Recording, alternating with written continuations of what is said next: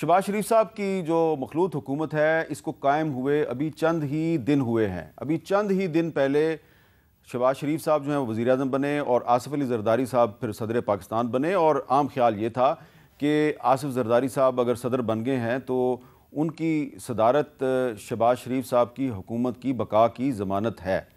लेकिन शहबाज शरीफ साहब की हुकूमत ने एक अहम फ़ैसला किया और इरसा के चेयरमैन का तकर्रुर किया। इरसा क्या है?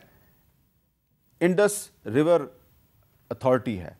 तो इस पे पीपल्स पार्टी जो है उसने बड़ा एतराज़ किया और कौमी असम्बली में पीपल्स पार्टी के सीनियर रहनुमा सैयद नवीद कमर साहब ने एक बहुत धुआंधार तकरीर की, जिसके नतीजे में आज वज़ीर आज़म शहबाज शरीफ साहब ने ये अपना फ़ैसला वापस ले लिया है। यानी कि 24 घंटे के अंदर अंदर शहबाज शरीफ साहब जो हैं उनको अपना फ़ैसला वापस लेने पे मजबूर कर दिया गया है। तो इससे ख़तरे की घंटियां बज उठी हैं। ये सवाल पैदा हो गया है कि शहबाज शरीफ साहब की जो मखलूत हुकूमत है ये अपनी मुद्दत पूरी करेगी या नहीं करेगी। तो हम जायज़ा लेते हैं कि पाकिस्तान में जो मखलूत हुकूमतें हैं वो कामयाब क्यों नहीं होती। लेकिन सबसे पहले आपको सुनवाते हैं कि जो सैयद नवीद कमर साहब हैं उन्होंने कौमी असम्बली में कहा क्या था, जिस पे शहबाज शरीफ साहब को फ़ौरन अपना फ़ैसला वापस लेना पड़ा। Illegal and constitutional act that has taken place in Pakistan. During the period of the interim government, an ordinance was promulgated which took away the powers given under the IRSA Act, the Indus River System Authority. The power was given to the Prime Minister, therefore only to the federal government. And all the powers of the provinces were usurped under that ordinance. A major policy shift was not the authority or the prerogative of an interim government. What saddens me to report also, sir, is not only was it an illegal promulgation of the ordinance, but almost the first act of the present government was to go ahead hurriedly and appoint the chairperson without that law having even come to the assembly floor, without that law having been passed. I would urge the government to immediately withdraw that order. Do not usurp the rights of the provinces and do not destroy Pakistan as a federation. We are not going back to the one unit era. Naveed कमर साहब ने कहा do not destroy Pakistan as a federation, और ये भी कहा कि इसको दोबारा वन यूनिट ना बनाओ। बड़े ही सख्त अल्फाज थे, बड़े ही सख्त अल्फाज थे।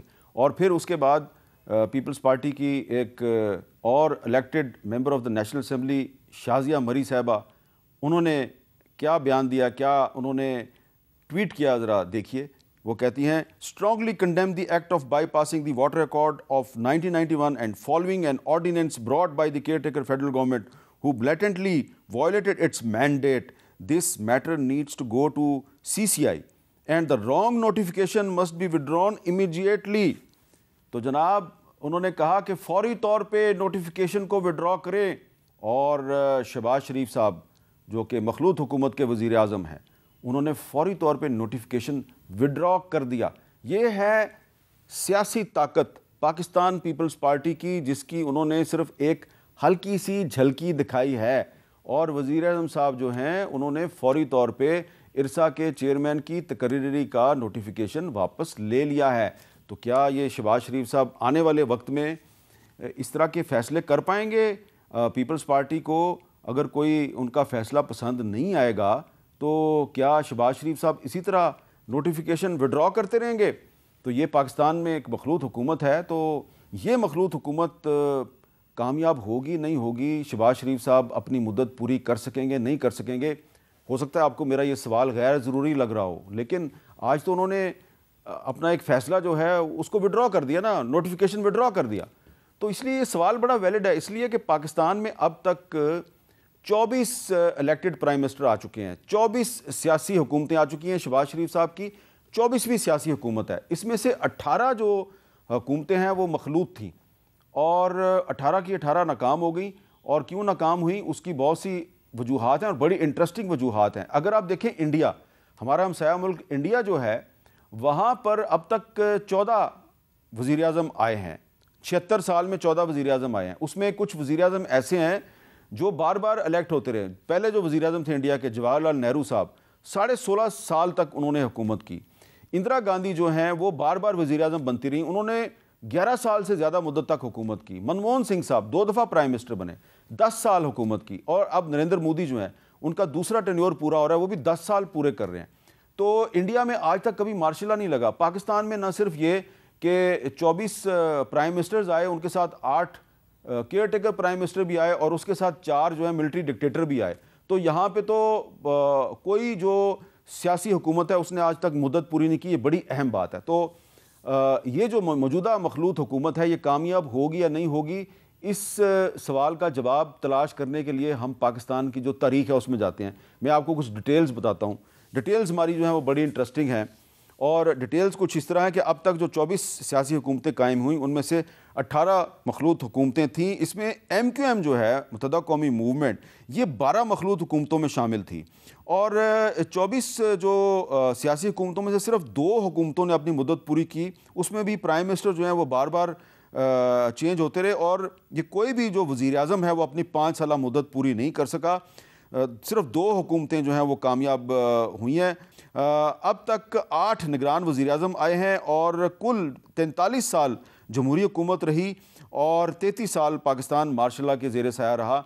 और अब मैं आपको शुरू करता हूँ जो पाकिस्तान की पहली जो सियासी हुकूमत थी, जो लियाकत अली खान साहब की हुकूमत थी, मैं वहाँ से शुरू करता हूँ आपको डिटेल बतानी और फिर मैं आपको बताऊँगा कि मखलूत हुकूमतें कब कब आईं, कैसे कैसे नाकाम हुई। तो हम शुरू करेंगे 1947 से, जब लियाकत अली खान साहब जो हैं वो पाकिस्तान के पहले वज़ीर आज़म बने थे। तो उनकी हुकूमत जो है वो 14 अगस्त 1947 से लेकर 16 अक्टूबर 1951 तक कायम रही। और लियाकत अली खान साहब के दौर में सियासतदानों को नाअहल करार देने का सिलसिला शुरू हुआ। उन्होंने एक ऑर्डिनेंस के ज़रिए सियासतदानों को नाअहल करार दिया। सिंध के चीफ मिनिस्टर अयूब खोड़ो को नाअहल किया, पंजाब के चीफ मिनिस्टर इफ्तिखार ममदोड को नाअहल करार दिया और उसके बाद वो 1951 में कत्ल हो गए और अपनी मुद्दत पूरी नहीं कर सके। और आज तक नहीं पता कि लियाकत अली खान साहब को किसने कत्ल किया था। फिर लियाकत अली खान साहब के बाद ख्वाजा नाज़मुद्दीन साहब जो हैं वो पाकिस्तान के प्राइम मिनिस्टर बने। उनकी हुकूमत 17 अक्टूबर 1951 से 17 अप्रैल 1953 तक कायम रही। और जो गवर्नर जनरल थे ग़ुलाम मोहम्मद साहब, जो कि एक ब्यूरोक्रेट थे, ब्यूरोक्रेट से वो साजिशें करके गवर्नर जनरल बन गए, तो उन्होंने फिर ख्वाजा नाज़मुद्दीन की जो हुकूमत है उसको बरतरफ कर दिया और ख्वाजा नाज़मुद्दीन भी अपनी मुद्दत पूरी नहीं कर सके। फिर उसके बाद एक मोहम्मद अली बोगरा साहब थे, उनको प्राइम मिनिस्टर बनाया गया। तो मोहम्मद अली बोगरा साहब जो हैं वो 17 अप्रैल 1953 से लेके 12 अगस्त 1955 तक वो प्राइम मिनिस्टर रहे।